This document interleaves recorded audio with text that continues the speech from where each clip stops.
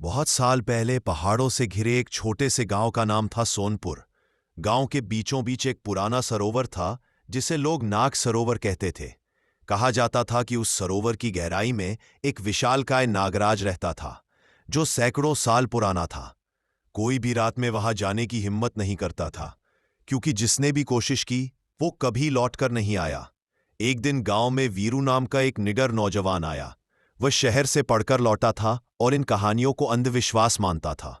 उसने गांव वालों की बातों पर हंसते हुए कहा, अगर सच में वहां कोई नाग है तो मैं आज ही जाकर देखूंगा। रात का समय था।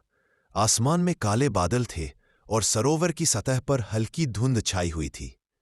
वीरू हाथ में लालटेन लेकर सरोवर के किनारे पहुंचा। हवा में अजीब सी फुफकार सुनाई दी, जैसे कोई सांप उसके बहुत पास हो। वीरू ने इधर उधर देखा मगर कुछ नहीं दिखा। तभी पानी में हल्की हलचल हुई।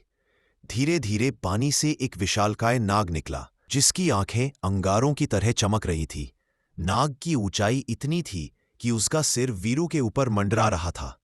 उसका शरीर चमकदार नीले रंग का था और उसकी फन पर सुनहरी रेखाएं थीं। वीरू डर तो गया पर उसने अपने डर को छिपाकर कहा, अगर तू सच में नागराज है तो मुझे नुकसान मत पहुंचा। मैं तेरे अस्तित्व को देखने आया हूं।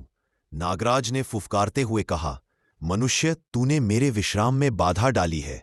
सैकड़ों सालों से कोई यहां नहीं आया क्योंकि इस सरोवर पर श्राप है।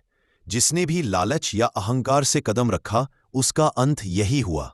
वीरू कांपते हुए बोला, मैं लालच से नहीं, जिज्ञासा से आया हूं।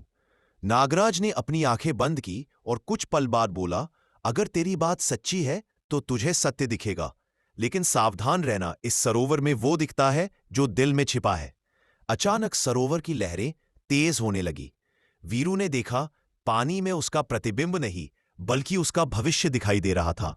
उसने देखा कि वह गांव का मुखिया बन गया है, लेकिन लालच और अहंकार से सबको दुख पहुंचा रहा है। उस दृश्य को देखकर वीरू के चेहरे पर डर उतर आया।